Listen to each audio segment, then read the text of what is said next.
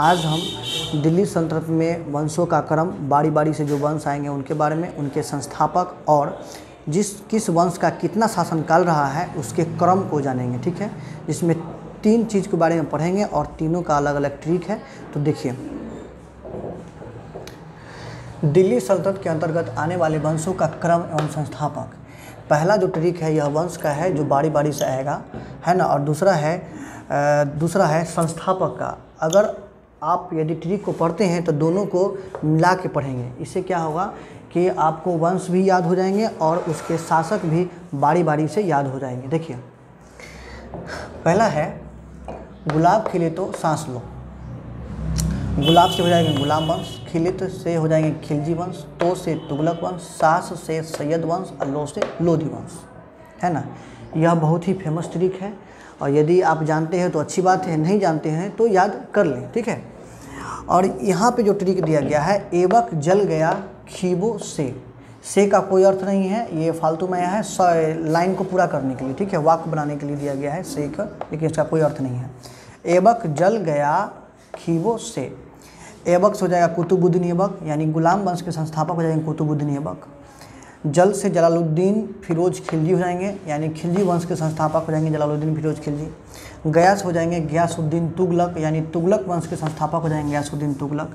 खीर से हो जाएंगे खिज्र खां, यानी सैयद वंश के संस्थापक हो जाएंगे खिज्र खां। अब बो से हो जाएंगे बहलोल लोदी, यानी लोदी वंश के संस्थापक हो जाएंगे बहलोल लोदी। इसको हम फिर से एक बार रिविजन करेंगे। फिर से देखिए,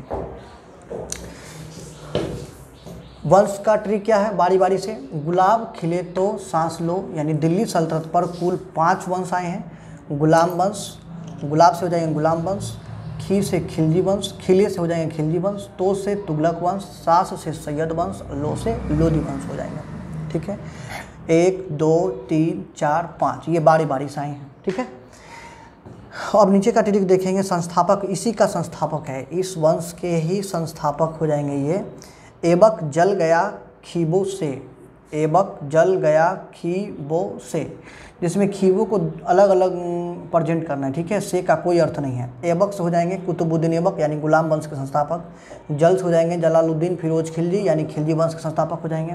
गया से हो जाएंगे गयासुद्दीन तुगलक, यानी तुगलक वंश के संस्थापक हो जाएंगे। खीर से हो जाएंगे खिज्र खां, यानी सैयद वंश के संस्थापक हो जाएंगे खिज्र खां। और से का कोई अर्थ नहीं है। बो से हो जाएंगे बहलोल लोदी, यानी लोदी वंश के संस्थापक बहलोल लोदी हो जाएंगे। ठीक है, दोनों ट्रिक को एक साथ याद करके और एक साथ मिला करके पढ़ेंगे। ठीक है, अब नीचे देखते हैं दिल्ली सल्तनत में वंशों के क्रम। दिल्ली सल्तनत में वंशों के शासन काल का घटते क्रम का मतलब यह हुआ कि सबसे पहले वह वंश होगा जो सबसे ज़्यादा समय तक शासन किया है ना। उसके बाद उससे कम समय तक शासन किया होगा फिर उसके बाद उससे कम समय तक शासन किया होगा। इसका क्रम जानना बहुत जरूरी है, लगातार क्रम में सवाल पूछा जाता है। ठीक है, इसके लिए ट्रिक हो जाएगा तुगलक सखी। याद रखने के लिए देखिए, तुगलक वंश हम लोग पढ़े थे, तुगलक वंश। ठीक है, तो तुगलक वंश से ही यह ट्रिक बन जाएगा तुगलक सखी, ये नया आ जाएगा, तुगलक में ही सखी जोड़ देंगे, यानी तुगलक सखी।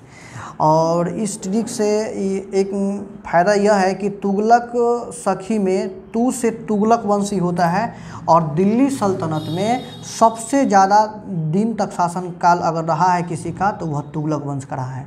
ठीक है, ट्रिक याद हो जाएंगे बहुत आसानी से।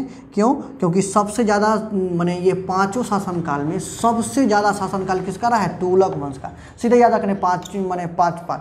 अगर आपको उंगली अगर बिठा दें तो देखिए 5 उंगली में सबसे बड़ा उंगली कौन है, ये है ना। ठीक है, अगर सबसे बड़ा उंगली ये है तो देखिए गुलाम वंश, खिलजी वंश, तुगलक वंश, सैयद वंश, लोधी वंश।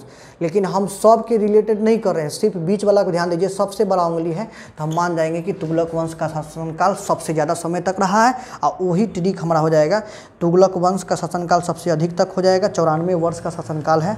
94 वर्ष नहीं पूछा जाता है, लेकिन 1320 से 1414 यह पूछ देगा आपसे, यह आपको बताना पड़ेगा। ठीक है, 1320 से 1414 तक है, जिसमें 94 वर्ष शासन किया है तुगलक वंश।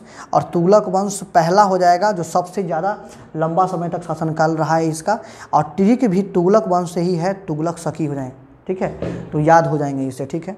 फिर ग से हो जाएंगे गुलाम वंश, उसके बाद ल से लोदी वंश, क का कोई अर्थ नहीं है, स से सैयद वंश, खी से खिलजी वंश। इसमें 3 को याद रखिएगा। पहला हो जाएगा तुगलक वंश। हमने आपको कैसे बताया याद करने के लिए, ये उंगली को हम फैला दिए, ठीक है। सबसे बड़ा उंगली बीच वाला है ना, 5 गो वंश है ना, 1 2 3 4 5 वंश में सबसे बड़ा उंगली ये बीच वाला है।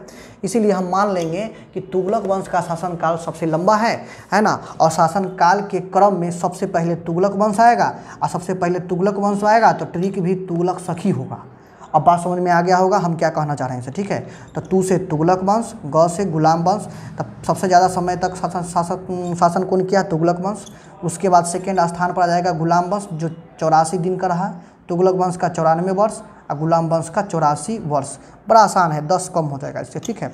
उसके बाद याद करने की कोई ज़रूरत नहीं है। और सबसे अंतिम है खिलजी वंश, और खिलजी वंश का मात्र 30 वर्ष तक ही शासन रहा है, 1290 से 1320। लेकिन आपको हम बता दें कि सभी वंश का बारी बारी से याद रखेंगे शासनकाल कितना से कितना रहा है, क्योंकि सवाल पूछा जाता है। अगर हम देखेंगे गुलाम वंश का शासनकाल कितना से कितना है, हम ऊपर में लिख देते हैं। देखिए गुलाम वंश का शासनकाल अगर हम देखेंगे तो इसका हो जाएगा 1206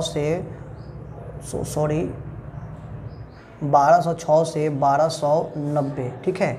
खिलजी वंश का शासनकाल देखिए तो यहाँ पे लिखा हुआ है 1290 से है ना 1320, ठीक है। याद रखेंगे शासनकाल, ठीक है। शासनकाल याद हो जाएगा बारी बारी से, ठीक है। उसके बाद हम देखें तुगलक वंश, ठीक है।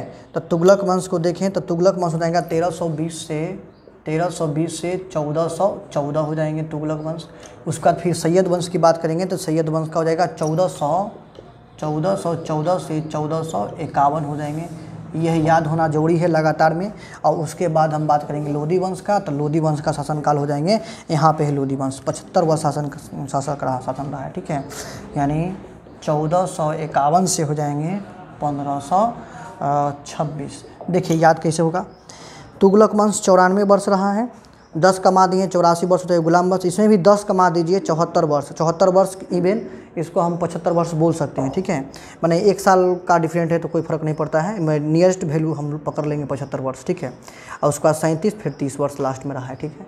यहाँ से याद रखोगे गुलाम वंश का शासन रहा है 1206 से 1290, खिलजी वंश का रहा है 1290 से 1320, तुगलक वंश का रहा है 1320 से 1414, और सैयद वंश का 1414 से 1451, और लोदी वंश का 1451 से 1526 तक रहा है। तो बस आज की क्लास में हम यही जाने थे। आप क्या कीजिएगा, इसको 2 बार 3 बार, अगर नए हैं तो 2 बार 3 बार लिखिए और इसको तीनों को याद कीजिए। जैसे हमने बताया है उसी तरह से याद करेंगे। गुलाम खिले तो सांस लो, और इसके साथ पढ़ेंगे एवक जल गया खीबों से, ठीक है। और ये दोनों को मिला करके ट्रिक को लिखेंगे, ये दोनों मिला करके, ठीक है। सांस खी, उसका लो है ना, अब बो, देखो लो बो है ना, लोदी वंश बहलो लोदी, ये दोनों मिला कर पढ़ेंगे, जिसमें हम पकड़ में आ जाएगा कि गुलाम वंश के संस्थापक कुतुबुद्दीन ऐबक हो जाएंगे, खिलजी वंश के संस्थापक जलालुद्दीन फिरोज खिलजी हो जाएंगे, तुगलक वंश के संस्थापक गयासुद्दीन तुगलक हो जाएंगे, सैयद वंश के संस्थापक खिजर खां हो जाएंगे, लोदी वंश के संस्थापक बहलो लोदी हो जाएंगे। यह ट्रिक के माध्यम से याद हो जाएगा, और शासनकाल याद कर लीजिएगा साथ ही साथ। और उसके बाद लास्ट में जो याद करना है तुगलक सखी, तो तुगलक सखी ट्रिक कैसे हो जाएगा लास्ट में, तो हमने आपको बताया था 5 उंगली को ऐसे रखेंगे। देखिए बीच वाला उंगली सबसे बड़ा है ना, तो इस सबके बीच में कौन है, तुगलक वंश, यानी तुगलक वंश का शासनकाल सबसे लंबा समय तक है, और तुगलक वंश का शासनकाल सबसे लंबा समय तक है। इसलिए ट्रिक मेरा क्या हो जाएगा, तुगलक सखी हो जाएगा। और पहला हो जाएगा तुगलक वंश, सबसे ज़्यादा दिन तक शासन किया है। उसके बाद गुलाम वंश, फिर से लोदी वंश, क से कोई अर्थ नहीं है, स से सैयद वंश, खी से खिलजी वंश।